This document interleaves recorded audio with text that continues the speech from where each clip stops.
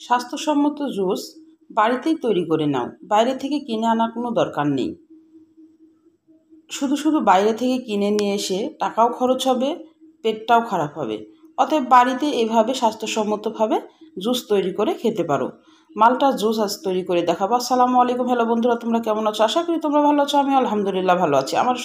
আমার শখের কিচেনে তোমাদের সবাইকে স্বাগতম। প্রতিদিনের মতো আবার একটি রেসিপি নিয়ে এসেছি, মালটার জুস। আমি একদম ঘরোয়াভাবে তোমাদের এই মালটার জুসটা তৈরি করে দেখাবো। এখানে একটা মালটা নিয়েছি। এই মালটাটাকে ভালোভাবে কিন্তু আগে থেকে পরিষ্কার করে ধুয়ে নিতে হবে। দিয়ে এবার ছুরি দিয়ে আমি এটাকে কেটে নিব।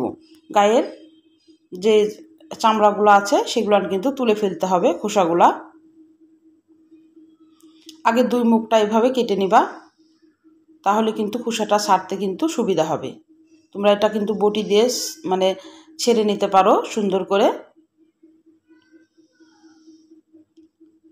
এভাবে ছুরিটা দিয়ে তারপর আস্তে আস্তে টান দিলে কিন্তু এটা সুন্দরভাবে খুলে আসবে। তো আমার মনে হয় ছুরি দিয়ে একটু রিস্ক হয়ে যায়। যারা ছুরি দিয়ে পারো না তারা বটি দিয়ে এভাবে সুন্দর করে বটির মুখের কাছে এটা ধরবা।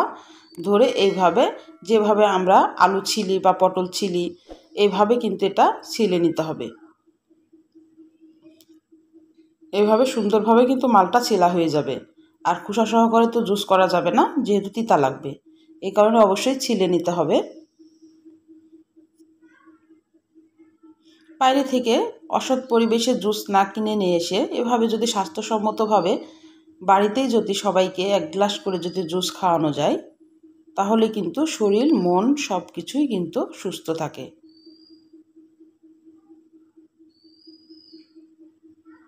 আমি কিভাবে জুসটা তৈরি করছি তোমরা প্রথম থেকে শেষ পর্যন্ত দেখবা, না হলে কিন্তু বুঝতে পারবা না।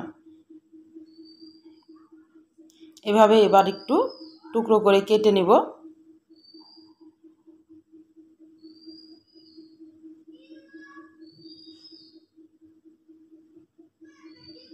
টুকরোটা করে কেটে নেওয়ার একটাই কারণ হচ্ছে ব্লেন্ডারে একটু সুবিধা হবে তাই।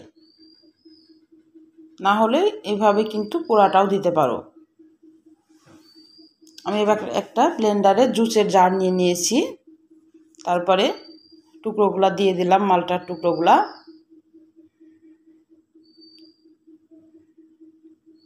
এবার আমি চিনি অ্যাড করব।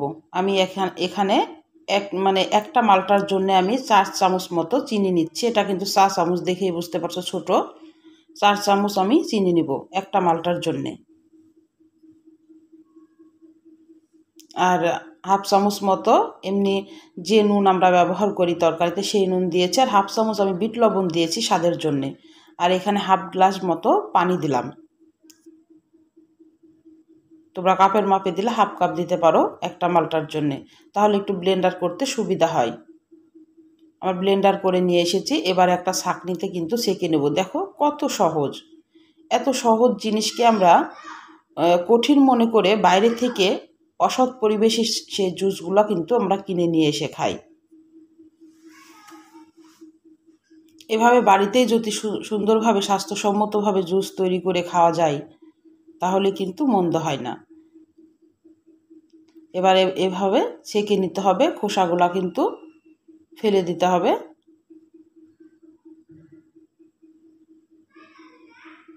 তাহলে আমার জুসের রেসিপিটা যদি তোমাদের ভালো লাগে, প্লিজ আমার চ্যানেলটাকে সাবস্ক্রাইব করে দিও, একটা লাইক দিয়ে রান্নাটা দেখা শুরু করো, ছোট্ট একটা কমেন্ট করে জানাও আমার রান্নাগুলো কেমন লাগে। পাশে থাকা বেল আইকনটা প্রেস করে দিও। আমি যখন এরকম নতুন রেসিপি তোমাদের মাঝে হাজির করব, তোমাদের কাছে যেন আগে ভিডিওটা চলে যায়।